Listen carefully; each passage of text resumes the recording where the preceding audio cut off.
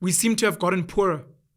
Income inequality has gotten worse, to a point where in the last couple of years, there are black people uttering very, very sad sentiments of maybe things were better during apartheid.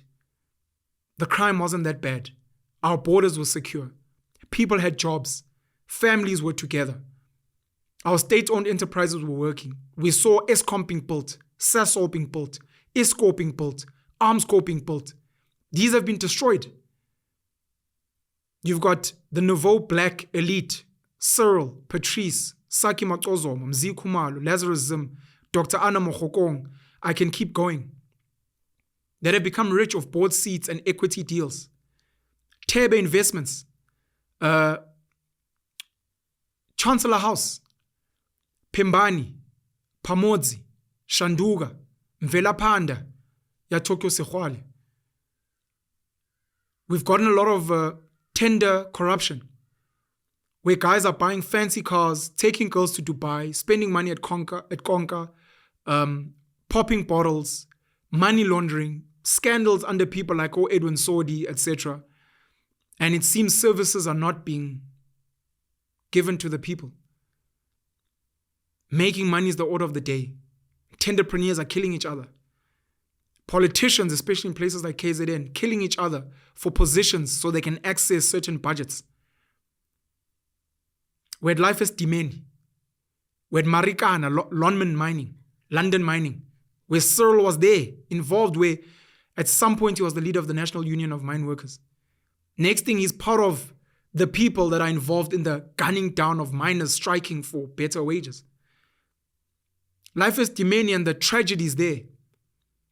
The looting that happened under the coronavirus, COVID lockdown. Money that went missing. As of recently, there was a fund for flooding in KZN, Durban. It's come out now that money's been looted. It's become a running joke on social media that whenever there's a new budget, if the NHI system is going to be getting more money for activations, for promotions, for workshops, more money for the Department of Health, people are like the comrades and the cadres are going to be eating. There's a culture of eating and bribery and corruption. Our country is being sold off piece by piece. Some of your favorite banks are owned by the Chinese. They're owned by Americans. At some point, ABSA was owned by Barclays in the UK. This is under the ANC government, where we're not seeing transformation. And we're seeing black people becoming poorer. We're seeing social grant recipients, especially with the new 350 social relief for distress grant, which was rolled out during COVID. We went from something like 19 million grant recipients, a bulk of them being child grants, 530, and the old age grant, the pension, which I think is about 2,000 Rand or somewhere there. It went from about 19 million. Of course, there's a disability grant, there's the veterans, there's refugees that get grants, to close to 30 million people on grants. Half of the population. We've got between 60 and 62 million South Africans. Unemployment. Figures came out recently with Stats SA. We have got a working population, which according to our definitions is anyone from the age of 16 all the way to the age of 64. Because from 65, you're meant to step down. Funny enough, a big chunk of our parliamentarians are over the age of 65. They're meant to be retiring. Essentially, of the working age population, 60% of our population does not have a job. 60%. And again, I think I mentioned this earlier, of the 16.7 million that have a job, a big chunk of them are earning under 5,000 Rand a month. It's a mess. Of course, there's a lot of people excluded. People that are hawkers, people that are hustlers, maybe certain taxi drivers, certain people that don't declare their incomes, etc., etc. But people are struggling. People are poor. Might be one of the reasons we have crime. Might be one of the reasons why so many girls on social media, without realizing it, have become sex workers. You go on Instagram, you go on TikTok, and it's become a culture for girls to do dance challenges wearing almost nothing. Panties are showing, bums are showing. They're getting DMs from rich guys. Guys are taking them out. Shows like Date My Family, ask about ukbeja, girlfriend allowance. What are you going to do for me? Do you have a car?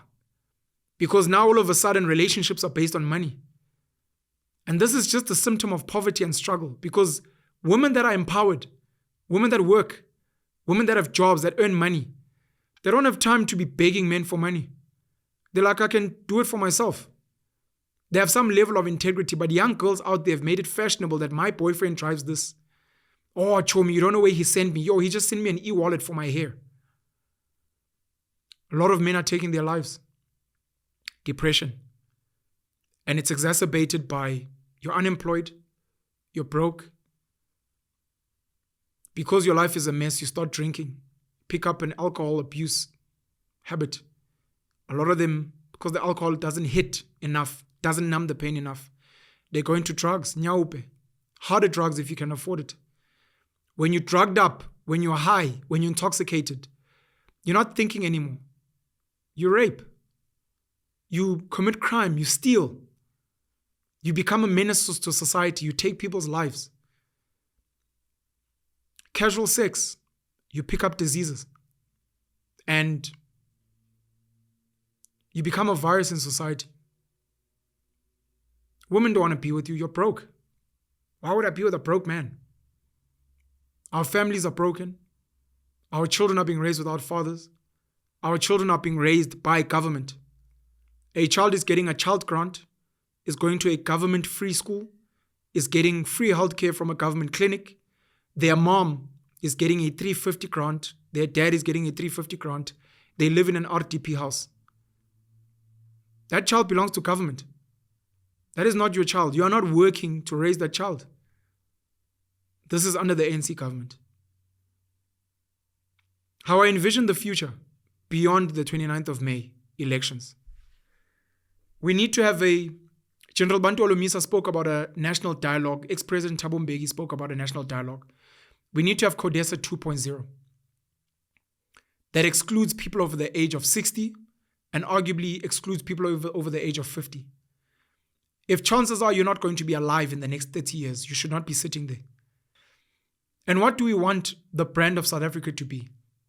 What do we want for this country?